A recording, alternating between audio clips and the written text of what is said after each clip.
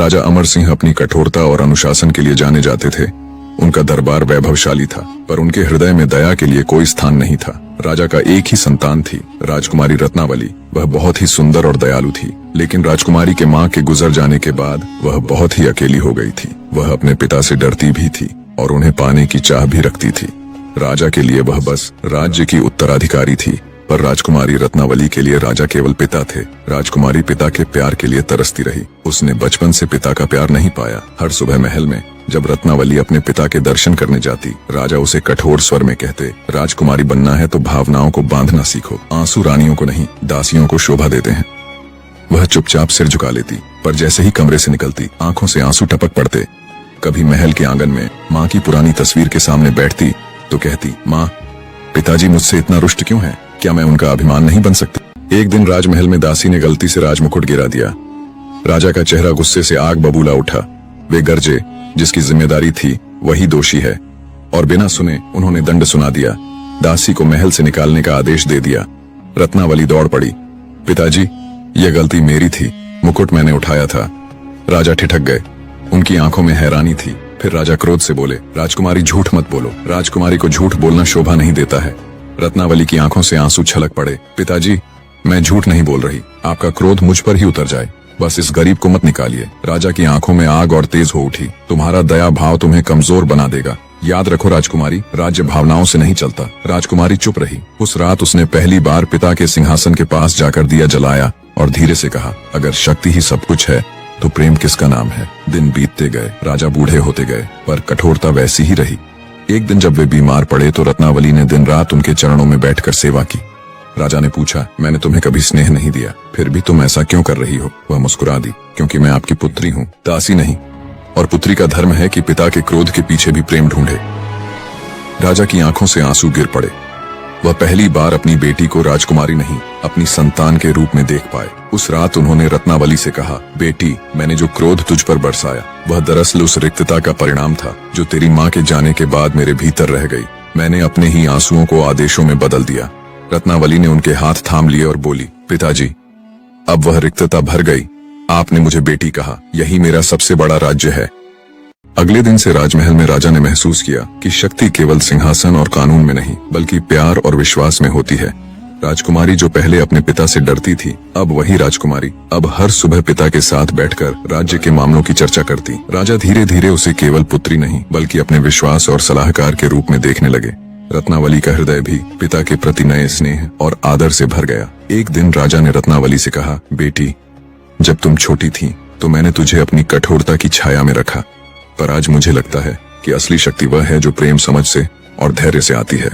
राजकुमारी मुस्कुराई और अपने पिता का हाथ पकड़कर बोली, पिताजी, अब आप मेरी आंखों में केवल राजकुमार नहीं बल्कि पिता हैं, और पिता का प्रेम सबसे बड़ा राज्य है जिसे कोई सिंहासन नहीं दे सकता। हर शाम राजकुमारी अपने पिता के साथ समय बिताने लगी। वे दोनों बगीचे में टहलते, स्मरण करते और कभी कभी हंसी मजाक भी करते। राजा अब अपने आदेशों से पहले बेटी की राय लेते। धीरे धीरे महल में स्नेह और दया की छवि बन गई।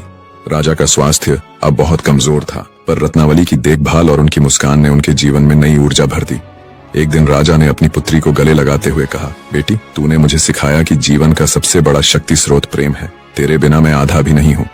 राजकुमारी की आंखों में आंसू छलक पड़े, लेकिन वे आंसू खुशी और अपनत्व के थे। उस क्षण से पिता और पुत्री का प्रेम महल की सबसे बड़ी ताकत बन गया, और जो शक्ति पहले केवल आदेशों और कठोर नियमों में थी, अब वह स्नेह, समझ और विश्वास में बदल गई।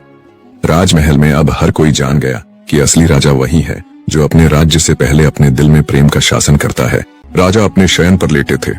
बेटी पिता के पास बैठी थी, लेकिन राजा थके स्वर में कहते हैं, बेटी, अब मेरा शरीर कमजोर हो चला है, पर तुम्हारी मुस्कान मुझे जीने की ताकत देती है। राजकुमारी अपनी आंसू को रोकते हुए पिता का हाथ पकड़कर कहती है, पिताजी, आप हमारे राज्य के सबसे मजबूत स्तंभ हैं। मैं आपकी देखभाल खुद करूंगी। आप जल्दी स्वस्थ हो जाएंगे। बेटी अपने पिता के स्वस्थ होने के लिए मंदिर में दिए जलाए, लेकिन कुदरत का कुछ और ही मंजूर था। समय का पहिया चलता गया, लेकिन राजा की तबीयत और बिगड़ती गई, पर चेहरे पर संतोष की चमक थी। पिता धीमे से कहते हैं, बेटी, जिंदगी में सबसे बड़ा सबक मैंने तुमसे सीखा है। सच्ची ताकत तलवार या सिंहासन में नहीं, प्यार और विश्वास में छिपी होती है। मैं चाहता हूँ तुम यह बात पूरे राज्य को सिखाओ। राजकुमारी रोती हुई कहती है, पिताजी, मैं वादा करती हूँ आपका यह संदेश हर हृदय तक पहुँचेगा। राजा की आंखें धीरे धीरे बंद हो जाती हैं। राजा अब जीवित नहीं रहे। राजा के जाने के बाद महल जैसे सूना हो गया। जहां कभी उनकी हंसी गूंजती थी, अब वहां बस सन्नाटा था। राजकुमारी रोज उसी जगह बैठती जहां उसके पिता लेटे थे। वह उनके तकिए के पास बैठकर घंटों तक रोती रहती।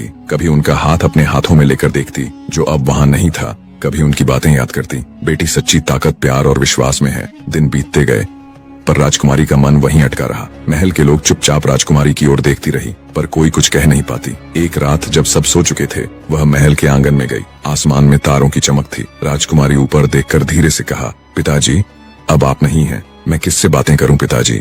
उसी वक्त हल्की सी हवा चली, जैसे कोई अदृश्य हाथ उसके सिर पर फिर गया हो। वह मुस्कुराई और राजकुमारी अपने आंसू को पोंछ ली।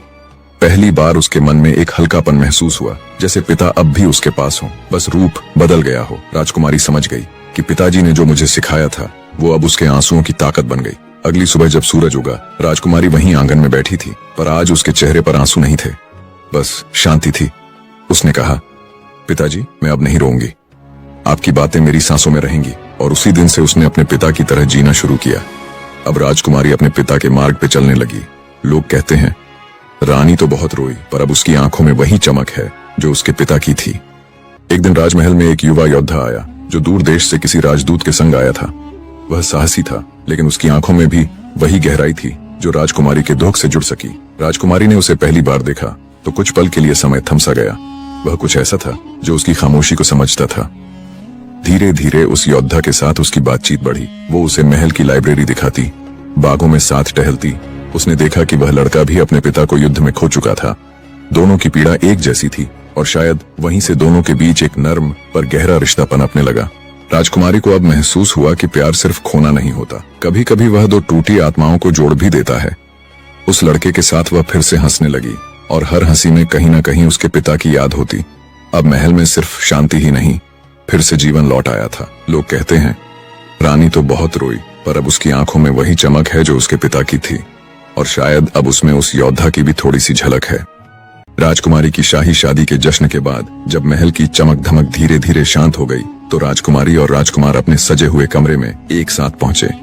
कमरे में हल्की हल्की मोमबत्तियों की रोशनी थी, जो उनके चेहरे पर नर्म छाया डाल रही थी। राजकुमारी ने मुस्कुराते हुए एक ट्रे पर रखा गर्म दूध का गिलास उठाया और धीरे से राजकुमार को दिया और बोली, थोड़ा पी लो, तुम्हारी थकान दूर हो जाएगी। ये रात हम दोनों के लिए लंबी चलने वाली है। राजकुमार ने उसकी आंखों में देखते हुए गिलास लिया, और जैसे ही उसने दूध का पहला घूंट पिया, राजकुमारी ने उसकी तरफ झुककर उसके कान के पास धीरे से कहा, अब हम सिर्फ दो नहीं, एक हैं। मैं तुम्हारे हर सुख दुख में साथ हूँ। राजकुमार ने उसके हाथों को अपने हाथों में लेकर नर्म मुस्कान दी, और दोनों के बीच का नजदीकी रिश्ता बढ़ता गया।